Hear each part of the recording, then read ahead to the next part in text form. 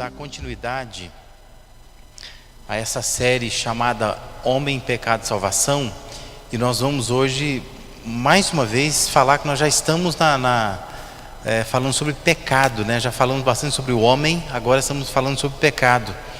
E eu quero que você leia comigo esse Salmo 51, verso 5, mesmo assentado como você está. Vamos lá, juntos?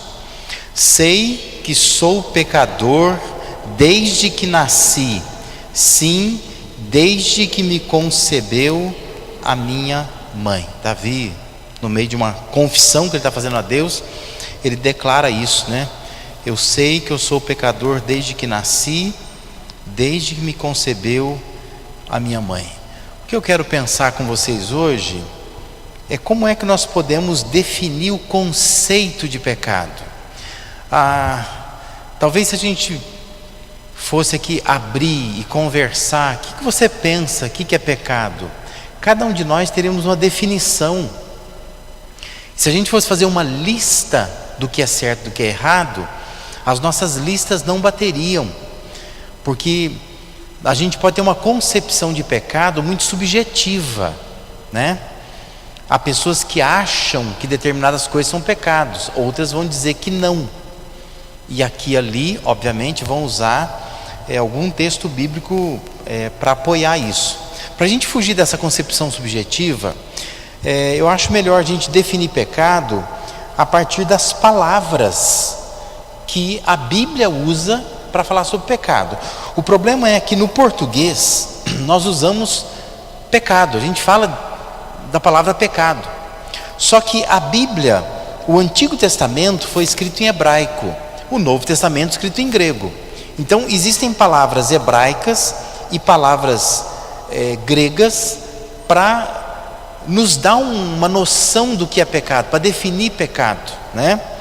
Então essa noção de pecado na Bíblia, ela é complexa e ela não pode ser compreendida numa única palavra como nós temos no português.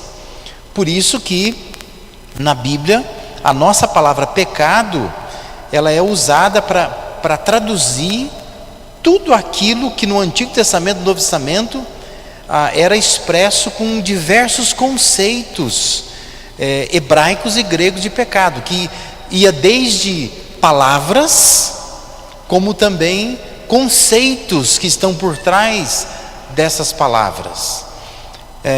Por isso que é importante nós irmos para lá e não pensarmos em pecado como a gente pensa que eu entendo o pecado dessa forma, de uma forma subjetiva. Mas objetivamente é bom recorrer à Bíblia, só que, como eu estou dizendo, a Bíblia foi escrita em hebraico e grego primariamente. Só que no português, essas diversas palavras, elas são traduzidas como pecado. E isso pode nos dar um sentido vago de pecado, não um conceito profundo de pecado, né? E eu vou tentar aprofundar um pouco isso hoje aqui, tá? Ali você tem palavras hebraicas primeiro em cima, gregas embaixo. O que está entre parênteses é a maneira como se lê isso, né? Chamado de transliteração. Quando você pega cada letra em hebraico, coloca no português, cada letra em grego, coloca no português, né? Então, uma das expressões usadas no Antigo Testamento é a palavra rata, que ela vai aparecer, a raiz dessa palavra, ela aparece 593 vezes no Antigo Testamento. É a palavra mais comum para descrever pecado. A palavra grega que corresponde a essa palavra hebraica, porque nós temos uma outra questão, nós temos uma versão grega do Antigo Testamento, a chamada Septuaginta. Então, quando você vai para a Septuaginta, que é a versão grega do hebraico, usa-se palavras gregas para definir aquela palavra, porque a gente fala que é uma palavra correspondente. Então, a palavra correspondente no grego para a palavra rata no hebraico é a palavra hamartia, né? Esse substantivo vai levar a aparecer no Novo Testamento 173 vezes, 173, sendo que 48 vezes só na carta aos Romanos, que é uma carta grande, né? Então, 48 vezes em Romanos, Paulo vai usar a palavra hamartia para se referir a pecado, né? como nós temos traduzido no português. Então, tanto a palavra rata quanto a palavra hamartia são traduzidas na língua portuguesa como pecado, mas tem como significado básico errar o alvo. É a coisa mais comum que a gente ouve. Quando você vai ouvir algum estudo de uma escola bíblica sobre pecado, vai dizer que pecado é errar o alvo, né? Vai dizer isso, né? O que é pecado? É errar o alvo. E às vezes tem muita explicação e a pessoa fica sem entender.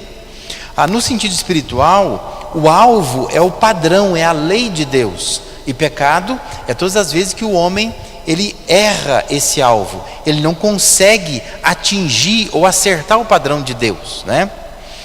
De uma forma mais ampla, os gregos entendiam o pecado como incapacidade ou inabilidade de atingir determinadas metas, não só padrões divinos. E isso é interessante, porque biblicamente dá para notar que Deus não considera pecado apenas os desvios morais, porque nós fazemos isso, né? A gente pensa em pecado como um desvio moral, mas outras coisas que nós dizemos não é um desvio moral, a gente não pensa que é pecado. Mas você percebe na Bíblia que a incapacidade de vencer na vida, para Deus é pecado. Você está errando o alvo, porque Deus não tem esse padrão para você, não tem essa meta para você. Exemplo disso são os 19 provérbios que falam sobre preguiça na Bíblia. É um bom exercício, né? Você pega lá o livro de Provérbios, você vai encontrar 19 provérbios falando sobre a preguiça, sobre o preguiçoso. É o maior número de ocorrências desse termo em toda a Bíblia. Há uma preocupação em Provérbios com pessoas que não conseguem vencer na vida. Elas não conseguem atingir as metas, não conseguem parar num trabalho, por exemplo. Ela não consegue desenvolver a vida, não consegue sair do lugar. Isso para Deus é errar o alvo. É também pecado, mas você nunca vê alguém dizendo assim, nossa, fulano está pecando, né? Não, coitado, vamos orar por ele, né? Porque ele não para em serviço nenhum. Numa concepção mais profunda de pecado, isso é pecado. A pessoa está pecando, porque ela não se esforça. Às vezes tem a ver com o jeito dela de lidar com pessoas, a questão de perseverança, de permanência, né? Ela está pecando. Só que nós vamos considerar pecado só se um homem olha com um olhar diferente de uma mulher. A gente vai considerar pecado o adultério, a gente vai considerar pecado o assassinato, a mentira, não é? Lembra que dentro dos pecados elencados pela Igreja Católica, a preguiça está lá, não é? Justamente por uma compreensão de que ser preguiçoso também é pecado, né? Embora em certo sentido não tenha esse efeito moral, porque a ideia da preguiça o cara é preguiçoso, o problema é dele, né? Não quer trabalhar, ele que vai não vai se dar bem na vida. Mas assim, biblicamente isso é visto como errar o alvo, né?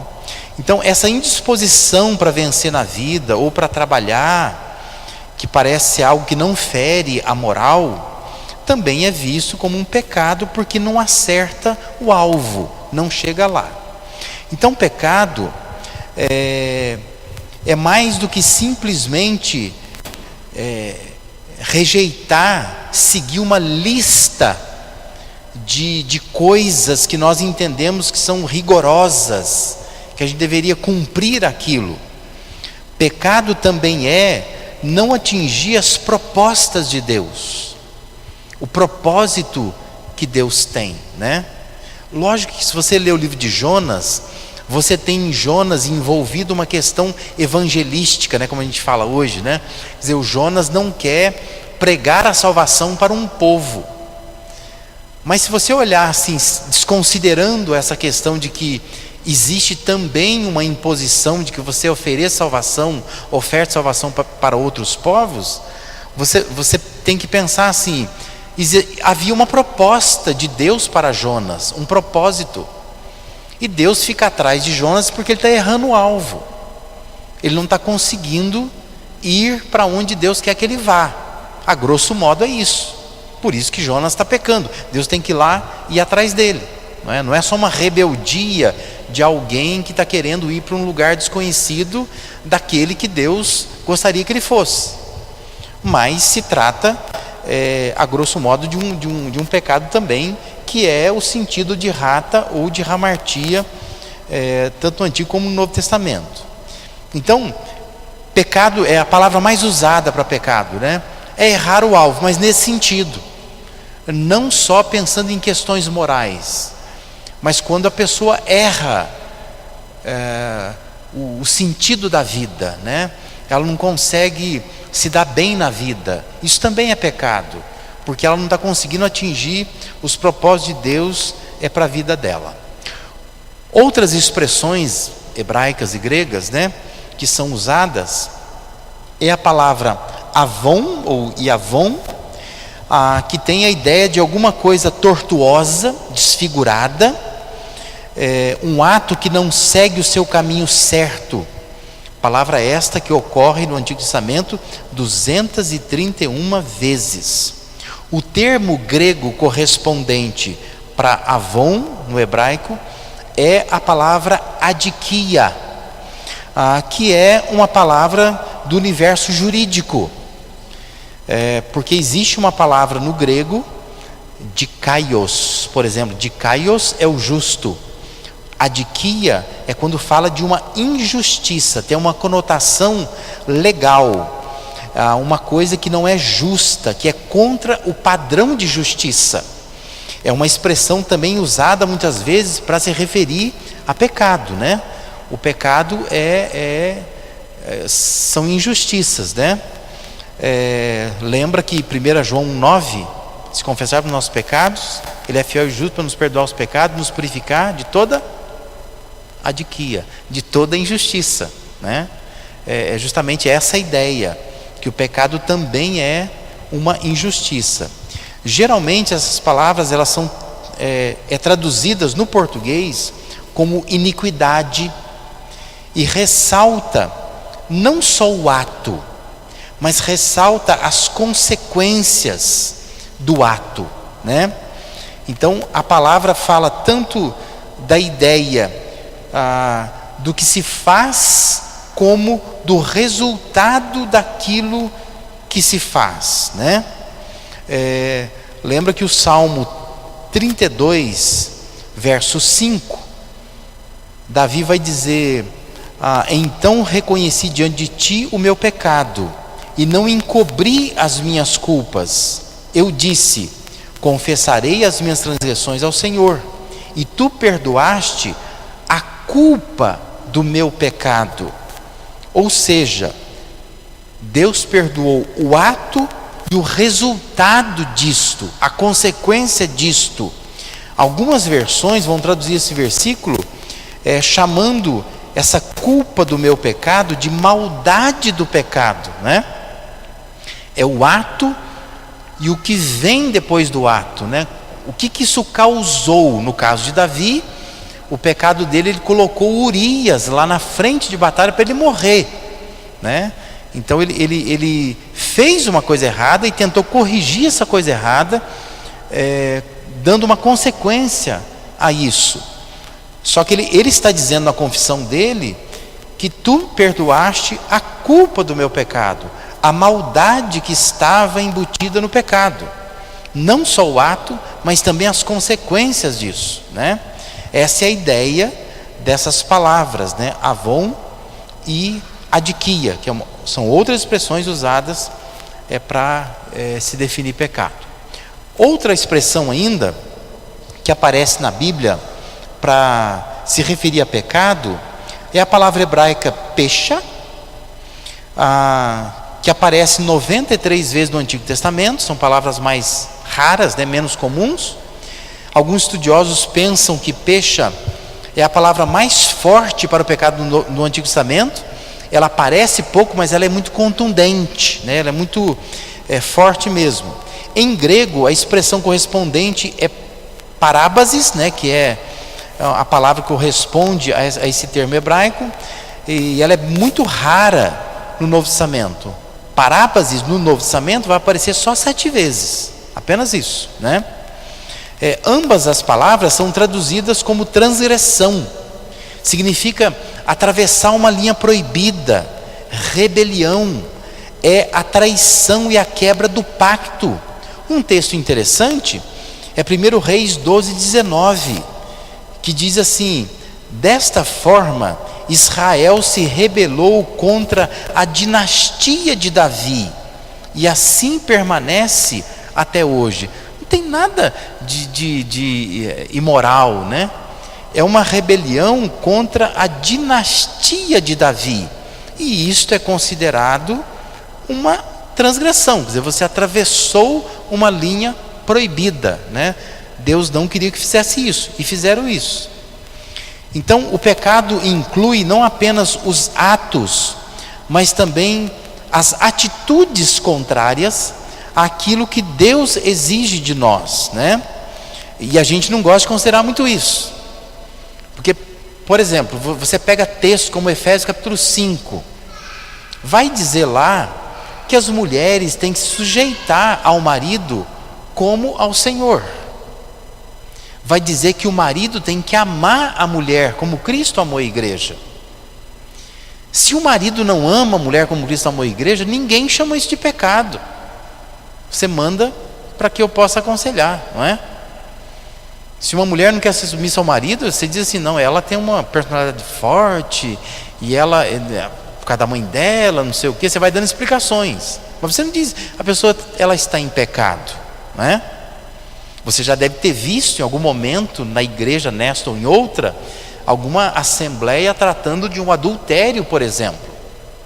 Mas você nunca viu alguém sendo disciplinado na igreja porque, não, a gente está disciplinando porque essa irmã não quer ser submissa ao marido dela. Porque nós não entendemos isso como pecado, né?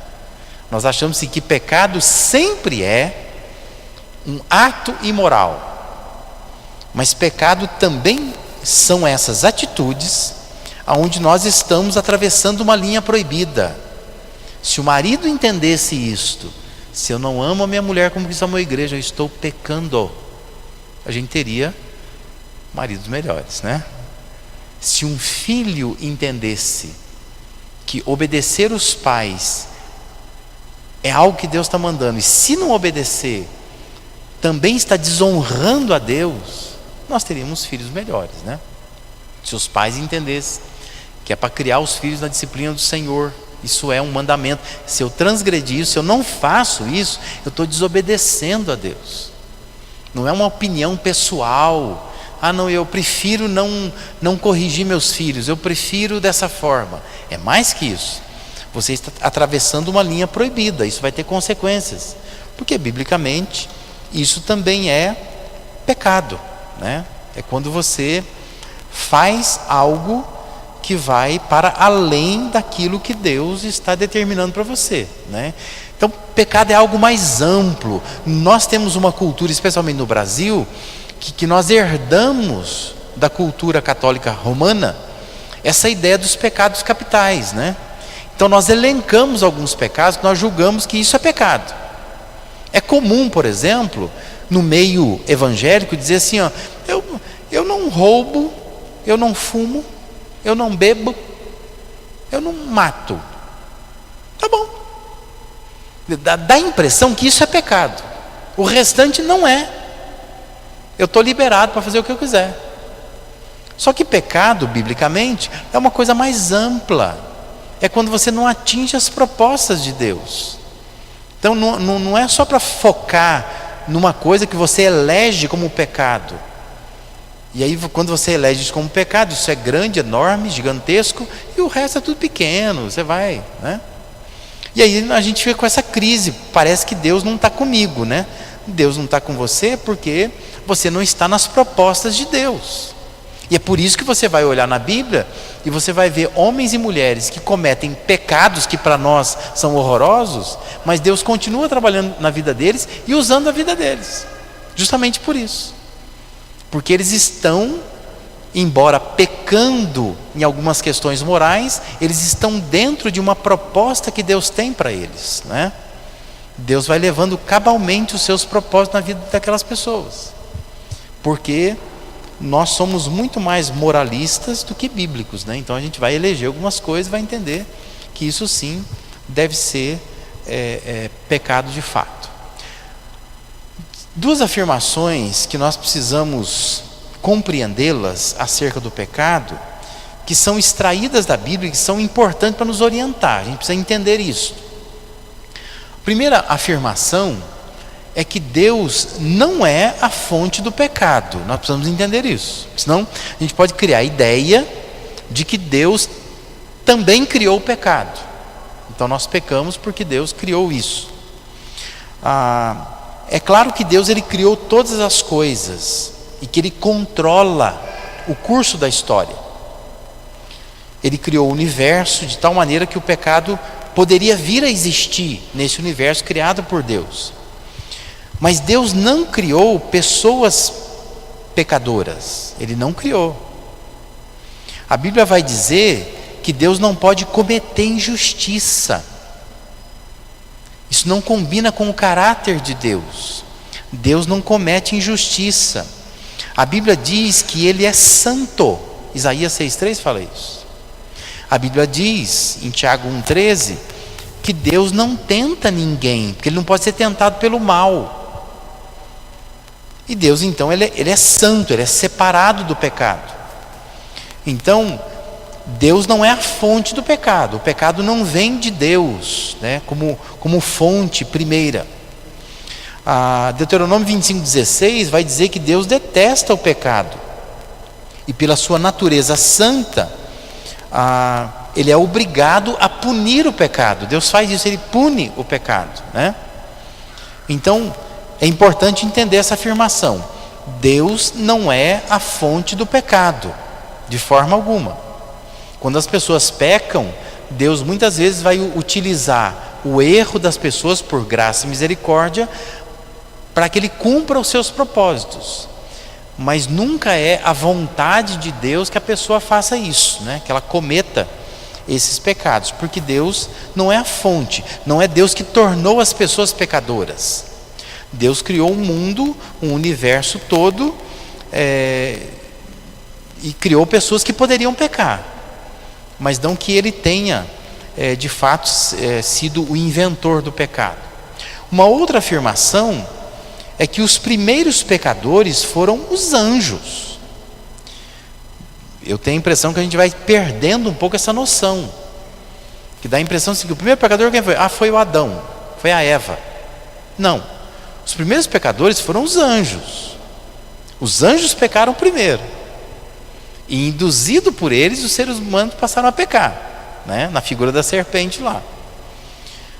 Mas a presença da serpente no jardim ali do Éden já testifica o fato de que já existia criaturas pecadoras antes da queda do Adão e da Eva, certo? Quer dizer, não é a Eva que está no jardim e diz assim, acho que eu vou pecar. Deus falou isso aí, mas não vou fazer esse negócio não. Ela foi induzida por alguém. Essa serpente que induz é pecadora antes da Eva.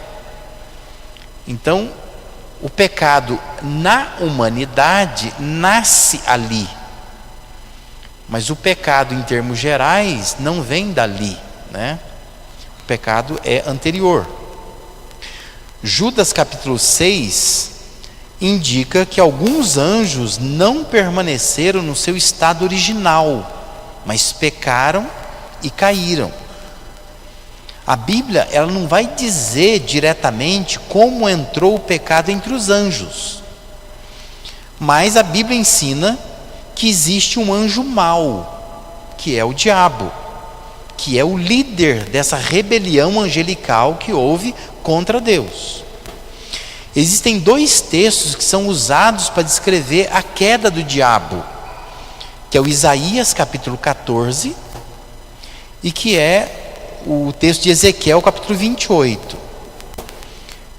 Tanto um quanto o outro, se você lê com cuidado, carinho, calma e atenção, você vai perceber assim, que não está falando sobre a queda de Satanás, não está. São textos que estão falando sobre reis que existiram na época. Ezequiel 28, por exemplo, é a descrição do rei de Tiro. Só que em algum momento você percebe que essa descrição ela escapa um pouco daquilo que seria um rei meramente humano. E por conta disso, então, chega-se à conclusão de que os textos sugerem que, ainda que estivesse falando do rei de Tiro, por exemplo, está dando-nos uma noção do que aconteceu no céu. Um anjo que se rebela contra a autoridade de Deus, né? Então o texto indica, os dois textos indicam que foi o orgulho que deu origem ao pecado do diabo. Ele se orgulhou, que é mais ou menos a mesma coisa, né? Se você olhar para o Éden, qual é a ideia do Éden? É que o Adão e a Eva querem ser como Deus, e o diabo queria ser como Deus, né? É isso, né? O que ele experimentou, ele foi lá e tentou induzir a Eva a fazer também, né? A sentir esse orgulho. Tradicionalmente também, a guerra no céu de Apocalipse capítulo 12 tem sido interpretada como a descrição da rebelião de Satanás.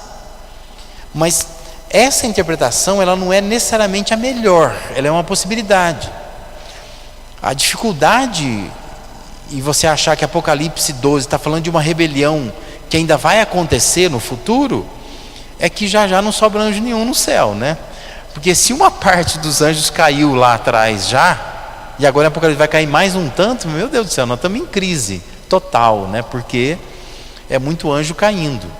Então, acredita-se que Apocalipse 12 esteja se referindo a uma coisa passada que já aconteceu, que uma terça parte dos anjos caíram, né?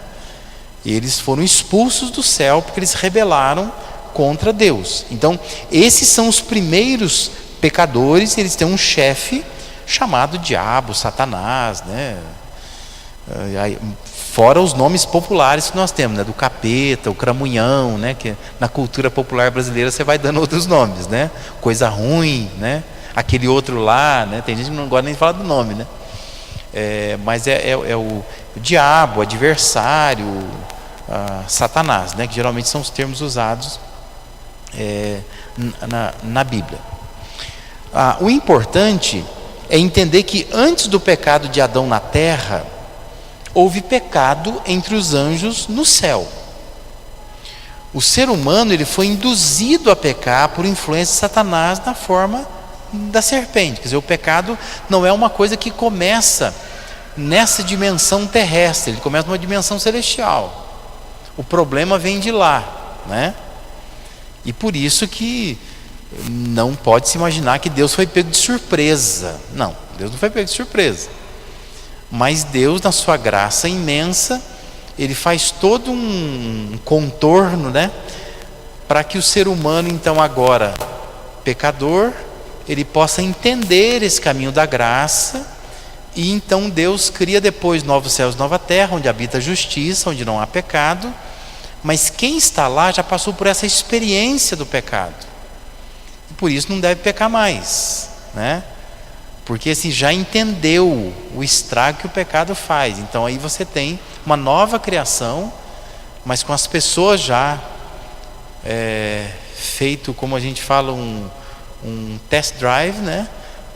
Elas já têm a experiência humana, elas sabem o porquê estão lá. Por isso que eu acho fundamental que numa dimensão posterior nós precisamos ter consciência, lembrança, memória, senão não faz sentido, né? Se chegar no céu e falar assim, não sei quem sou, não sei porque eu estou aqui, não faz sentido. Você precisa lembrar desse caminho da graça, senão a possibilidade de uma outra queda é muito grande, né? Então é fundamental que lá a gente se lembre do que a gente passou e tudo mais. A crise sempre será, né? Mas a minha mãe não foi para o céu, aí chega lá, eu vou ficar lembrando que a minha mãe não está no céu, né? Quer dizer, essa é uma cabeça de agora tentando pensar depois, né? Depois você não vai ter essa cabeça. Você pode ter a tua mãe no inferno, mas o céu vai ser céu para você, porque a sua cabeça vai ser diferente, né? Você não vai pensar como você pensa hoje. Mas é importante que a memória persista, né? Porque senão você não lembra aquilo que você experimentou durante esse tempo aqui. Então, essas afirmações, dizer que Deus não é a fonte do pecado, e também pensar que os primeiros pecadores foram os anjos, não estou querendo com isso mudar alguma coisa em termos de responsabilidade. Dizer, tá vendo? Deus tinha um problema lá no céu, né? Não vai querer resolver nosso problema na terra agora. Não estou dizendo isso, que a gente é menos responsável pelo pecado, pelo fato de que o pecado começou numa dimensão celestial ou angelical. Mas apenas isso nos ajuda a compreender a complexidade do pecado em toda a sua extensão. O pecado é uma coisa complexa. Uma palavra técnica esquisita, mas o pecado está imbricado na humanidade, né? É muito complicado isso. Não é uma coisa tão simples assim. Porque o pecado, ele nasce em seres angelicais que nos induzem a pecar. E por isso que Deus vai dar ao ser humano uma lista de sacrifícios, né? Como é que você pode... a ideia não era vencer o pecado. O sacrifício era justamente assim, por saber que vocês vão pecar. Não há uma expectativa de Deus, se diz assim, que você não peque. Deus sabe que você vai pecar. Mas o que Deus ofertou foram as maneiras como você poderia aplacar a ira de Deus, né? Para que o ser humano construísse na sua cabeça de que o pecado custa. E sempre alguém terá que pagar. Então ele tinha que ir lá e pegar um cordeiro e sacrificar e derramar o sangue. Mas isto era para que, quando Jesus viesse, ficasse entendido que alguém tem que morrer no nosso lugar.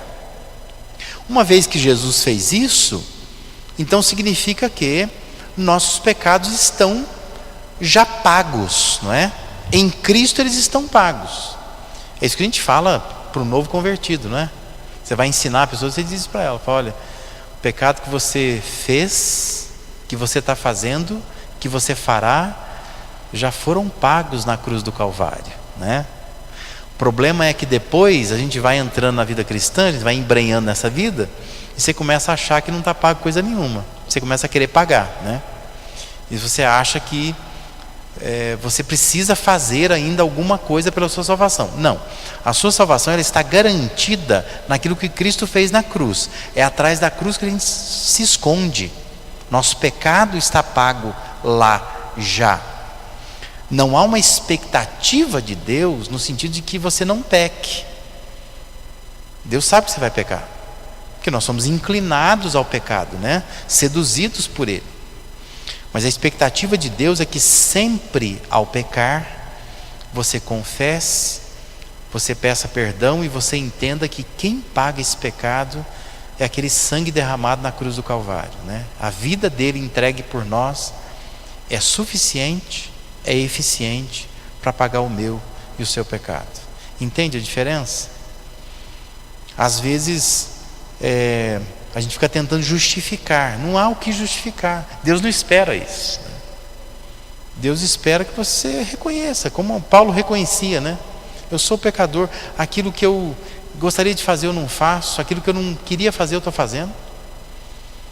Eu sou um homem miserável, mas eu reconheço que aquela cruz do Calvário é suficiente, é eficiente. É a ela que eu recorro. Eu não vou para o céu por causa da minha santidade. Eu vou para o céu por causa daquela cruz, porque eu estou escondido atrás dela. A minha santidade melhora a minha vida aqui, na terra, né? Mas não define espaços lá. Tem gente que acha que é assim, né? Que dependendo de como eu viver aqui, eu vou ter um espaço diferente no céu. De frente para o mar. É aquele irmão que não é muito santo, ele vai ficar na favela do céu, não é? Tem gente que acha que é assim. Os espaços no céu são definidos a partir da vida que nós temos aqui. Abandone essa ideia. Lembra sempre daquela parábola do vinhateiro. O sujeito começou a trabalhar às 6 da manhã. O sujeito começou a trabalhar 3 da tarde. No fim do dia recebeu o mesmo salário. Mesmo salário. Deus não tem espaços diferentes de salvação. A salvação é uma só. De graça, pela graça.